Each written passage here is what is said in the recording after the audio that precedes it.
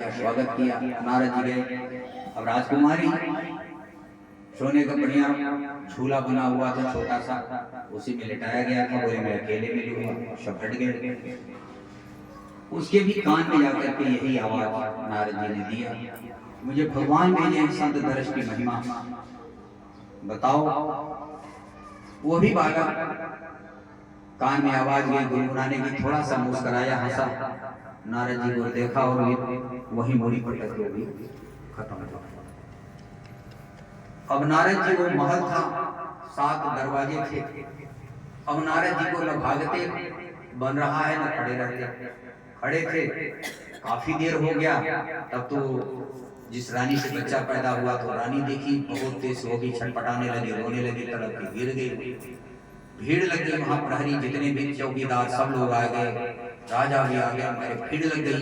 कह अभी तो हुआ है, सोहर गाया गया है, इतना धूमधाम से हुआ, खुशियां मनाई गई। पहला हमारे यहाँ कुंवर साहब आए हैं, घर का वारिस, खुशियां मनाई गई। और तत्कालीन हुआ क्या, हम नारद जी वहां फंस गए, भागते नहीं।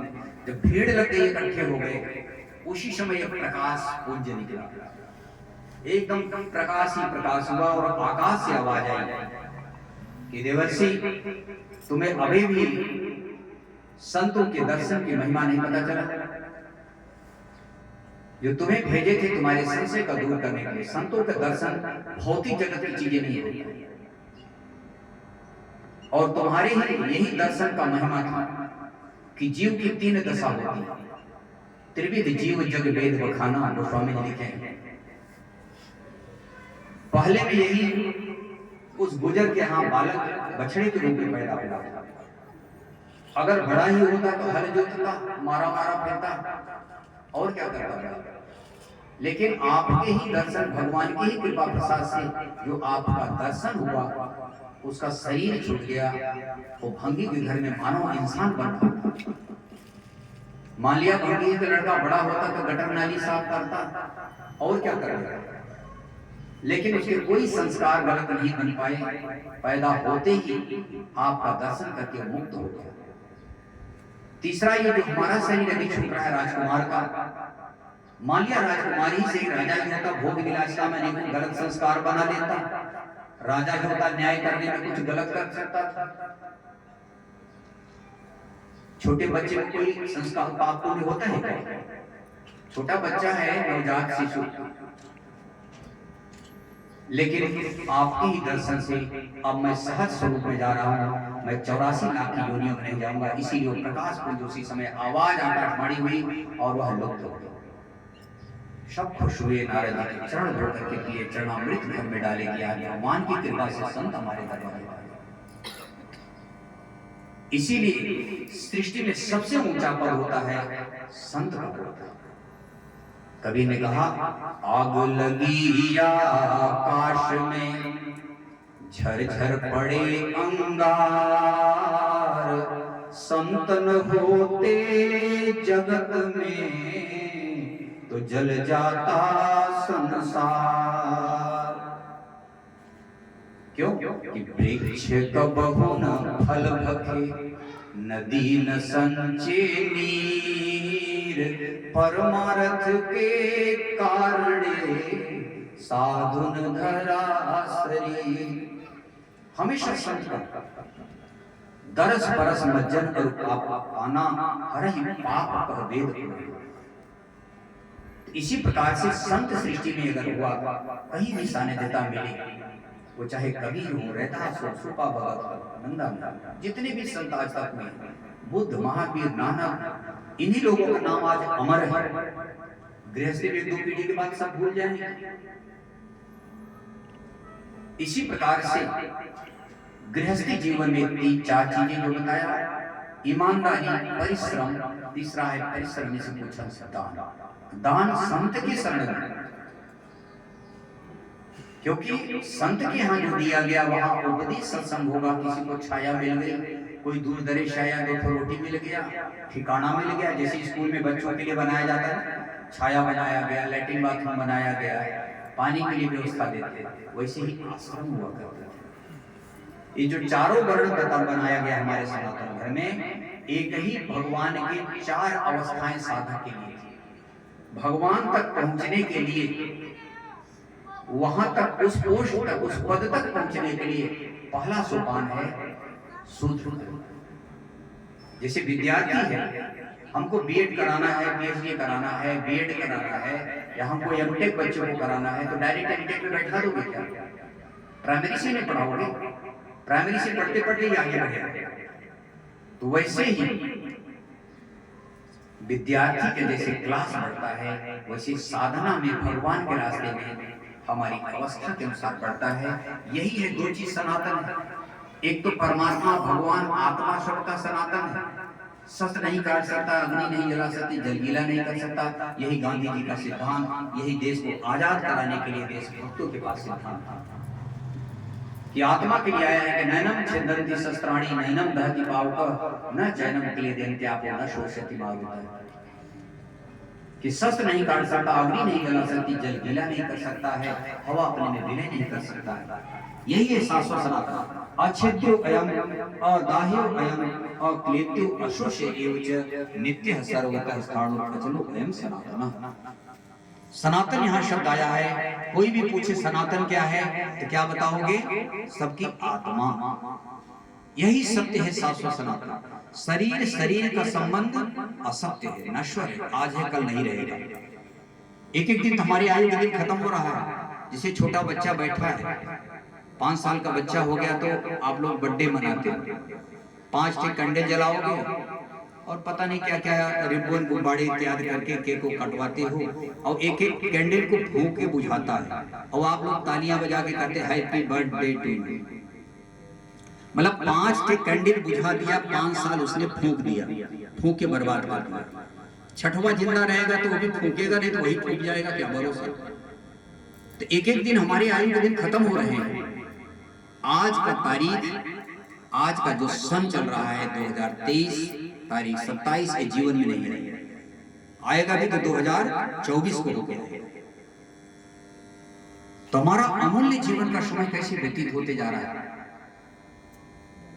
तो इसी प्रकार से इसकी सार्थकता किस दिशा में है हमारे जीवन में कि सनातन एक तो आत्मा है परमात्मा, दूसरा क्या है उसका रास्ता सनातन।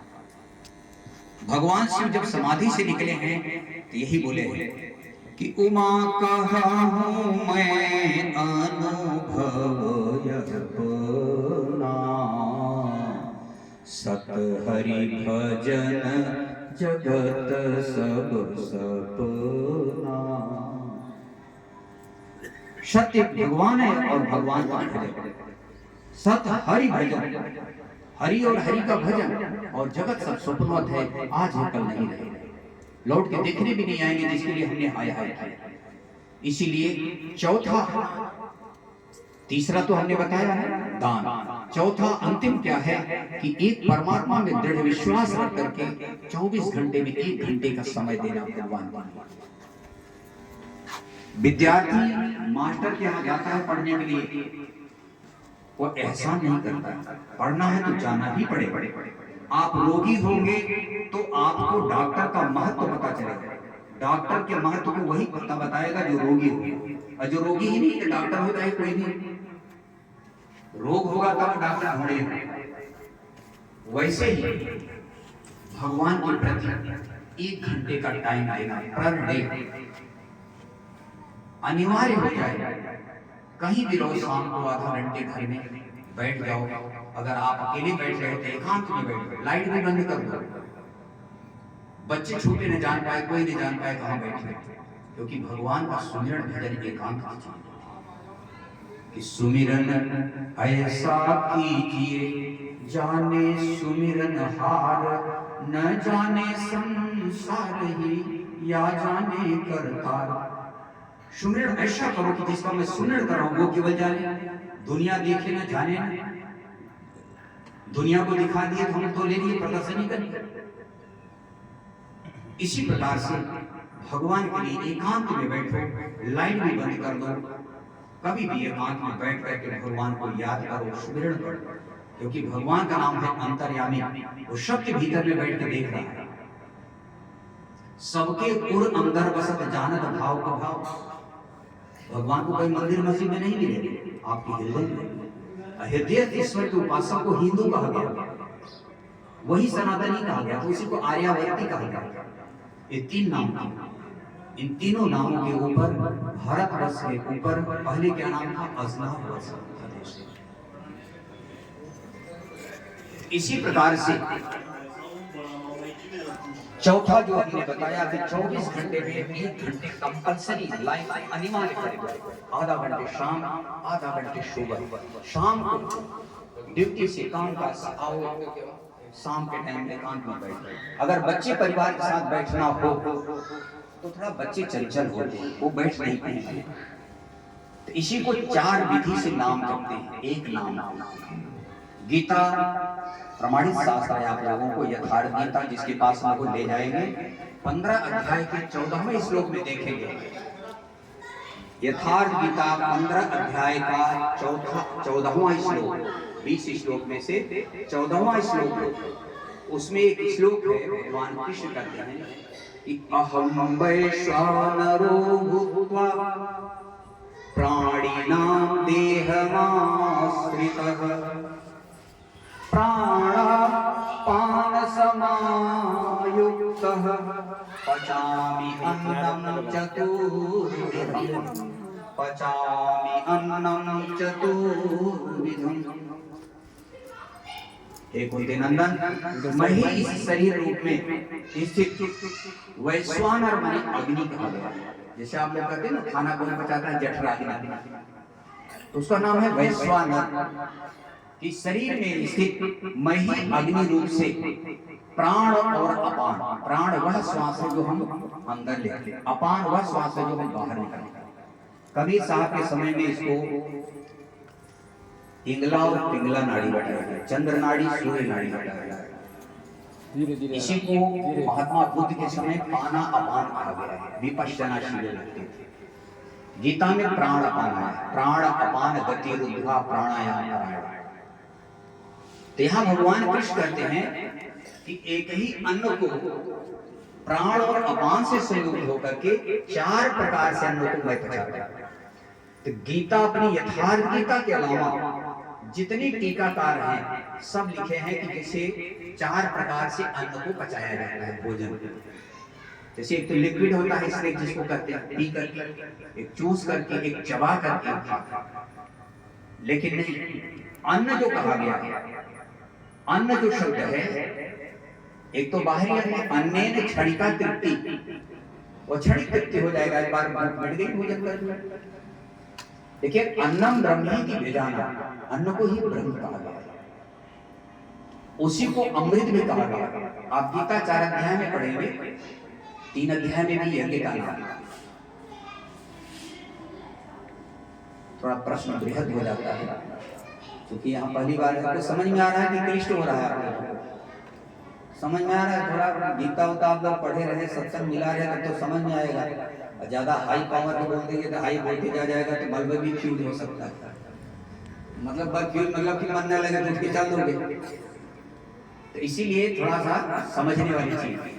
अब हम गीता से इसलिए ले रहा हूँ कि गीता आपका शास्त्र है, प्रमाणित शास्त्र है, वर्ल्ड का फेमस ग्रंथ है, इसलिए थोड़ा गीता से मैं लेके बोल रहा हूँ। यही चीज रामचरितमानस है। तो 4 प्रकार से अन्न को पचाना है। यज्ञ शिष्टा सिनः संतो मुच्यन्ते सर्वकेमिषैः भुञ्जते ते तुभं पापम ये पचन्त्यात्म कारणात्। 3 अध्याय का है। इस श्लोक का अर्थ होता है कि यज्ञ से बचे हुए अन्न को पान करने वाले लोग संपूर्ण पापों से मुक्त हो जाते हैं और आत्म कारणात्, जो शरीर के लिए पचते हैं, बचा हुआ चीजों को लेकर के शरीर निर्वाह, शरीर के लिए घर गृहस्थी लगाते हैं, वो कहते हैं ते त्वघम पापम, वो पाप को ही खाता। पचन त्याग कारणात्, जो शरीर के लिए पचते हैं। और अन्न क्या है? एक जगह कहते हैं कि यज्ञ शिष्टामृत भुजो यान्ति ब्रह्म सनातनम नायम लोकोस्ति यज्ञस्य उतो अन्य पुरुषोत्तमः। संस्कृत शब्द है, थोड़ा कृष्ण पढ़ रहा है, मैं समझ रहा हूँ, लेकिन अगर कृष्ण कितना भी है तो कुछ जानना जरूरी पड़ेगा। इंजेक्शन लगाना पड़ेगा ही अगर आप लोगों को इलाज करना है। मीठी मीठी दवाई इसका नहीं चलेगा। कहते हैं ना, अगर बच्चे को कोई फोड़ा होता है ना, माताएं पकड़ लेती है, अब पकड़ के ऑपरेशन करवाते हैं, जबकि बच्चा चिल्लाता है जोर से, माँ को भी दर्द तो होता ही है, लेकिन उसकी मृत्यु को बचाने के लिए कैंसर हो जाए इसलिए फोड़े का ऑपरेशन कराता है। तो स्वामी जी लिखे, जिमि शिशु तन व्रण होहि गोसाई, मातु चिराव कठिन की नाई, जदवि प्रथम दुख पावहि रोवहि बाल अधीर, व्याधि नासहित जननी गणत न सो शिशु पीर। व्याधि नासहित जननी, वो माँ उसकी व्याधा को दूर करने के लिए उसके पीर को, पीड़े को, कष्ट को नहीं सहती। उसी प्रकार थोड़ा गीता का श्लोक क्लिष्ट तो है, लेकिन समझना तो पड़ेगा ही, क्योंकि आप लोगों को, हिंदुओं को गुमराह में कौन डाला? क्यों डाला? क्योंकि आप लोगों को पाठ्यक्रम में गीता रखा गया, रामायण रखा, भटका दिया गया मंदिर में। ईसाइयों को सोचनी है कि ईसाइयों को बाइबल कंपलसरी है, हर चर्च में पढ़ाया जा रहा है। फादर आपके जैसे होगा, जितने भी पेरेंट्स संडे को छुट्टी होती, इसीलिए ईसा मसीह के दिन थी संडे की छुट्टी, कि प्रति संडे को पेरेंट्स अपने बच्चे बच्चों को चर्च में लाएंगे, वहां एक गॉड का प्रेयर कराया जाएगा, बाइबल पढ़ाई जाएगी, यहोवा यूहन्ना की कहानी बताई जाएगी, ईश्वर की गॉड गॉड। इसका रिजल्ट ये आया कि पूरे वर्ल्ड में सबसे ज्यादा कंट्री अगर है ईसाइयों की, 130-135 कंट्री हो गए हैं, और आबादी पॉपुलेशन के मामले में सबसे ज्यादा है पूरे विश्व में, जबकि टोटल इतिहास उनका फाउंडेशन 2000 में है। इस्लाम का टोटल इतिहास 1400 साल का है। उनके हर मदरसे में छोटे छोटे बच्चों को 5 से कुरान पढ़ाया जाता है, मौलवी होते हैं, टोपी लगा लगा के छोटे छोटे बच्चे को बिठाते हैं। अभी 20-22 साल की लड़कियां वहां आई, बारिश का समय था, कुंड है सामने भरा हुआ था देखने, ऐसे हम बैठे थे, भगत के बीच में लड़कियां आ गई, चर्चा बात हो रहा था, उनको भी हम बैठाया, बैठे, तो अब उनसे हमने पूछा था फटाफट बता रहे हैं कि इबादत कैसे किया जाता है, तब तक बोलने में ढीठ थी। हमसे भी पूछ बैठी, आपका भगवान कौन है, आप किस भगवान को मानते हो, फट से, क्योंकि उनको शुरू से ही बताया गया है। लेकिन हमारे यहाँ गीता रामायण कोई मतलब ही नहीं, अधिक से अधिक फॉर्मेलिटी, 2-4 छठ मूर्तियां घर में रख लिए हो, अगरबत्ती जलाए, जल्दी जल्दी बस फॉर्मेलिटी करी। जबकि अगर आरती भी विग्रह में, अगर बड़ी मंदिरों में जाते हैं आरती होता है, ओम जय जगदीश हरे, सुने हो ना? आरती में कभी गए हो? कितने लोग गए हो आरती में? कितने लोग गए हो कभी मंदिर में? तो वहां ये आरती में बोला जाता है ना, क्या? तन मन धन सब तेरा, तेरा तुझको अर्पण, क्या लागे मेरा, ओम जय जगदीश हरे, क्या लागे मेरा, क्योंकि कहना तो है, कह के हम चले जाएंगे, और रोज आकर के जब तक रहेंगे रोज कहेंगे तन मन धन सब तेरा, तेरा तुझको अर्पण, क्या लागे मेरा, क्या लागेगा मेरा, कहना है। जरूरत पड़ा तो पैसे करेंगे, बड़ी गरीबी है हमारे पास, समय की जरूरत पड़े टाइम ही नहीं है हमारे पास, अब फिर नीचे कहेंगे श्रद्धा भक्ति बढ़ाओ, संतन की सेवा, तो उसे क्या मिला चाहिए? विषय विकार मिटाओ, पाप हरो देवा, ओम जय जगत। श्रद्धा भक्ति बढ़ाओ, संतों की सेवा, संतों की सेवा के बिटिया के नौकरी लग जाए महाराज, मेरी लड़कियां खेल जाती है, वहां कहते विषय विकार मिटाओ। अब विषय ही मांग रहे हो तो झूठ बोल रहे हो कि नहीं बोल रहे हो? रोज झूठ बोलता ही नहीं। अब विषय विकार मिटाओ, पाप हरो देवा, विषय विकार पाप का कारण, अब विषय विकार मिटेगा तो पाप मिटेगा। इसी प्रकार से कितने हमारे समाज को गुमराह में डाला गया है, क्योंकि आप लोग गीता रामायण नहीं पढ़े। चलिए मैं फिर आता हूं अपने पॉइंट पे कि यज्ञ से बचे हुए अमृत को पान करने वाले वह ब्रह्म जो सनातन है उसको प्राप्त लेता है, और यज्ञ रहित पुरुष के लिए दोबारा मानव तन भी नहीं है, क्योंकि यज्ञ की सिवाय दूसरा कुछ भी कर रहे हो वो हमारे जीवन के लिए बंधनकारी है। गीता अध्याय 3 श्लोक 9, यज्ञार्थात् कर्मणो अन्यत्र लोको अयं कर्मबन्धनः, तदर्थं कर्म कौन्तेय मुक्त संगः समाचर। यज्ञ को कार्य देना करना,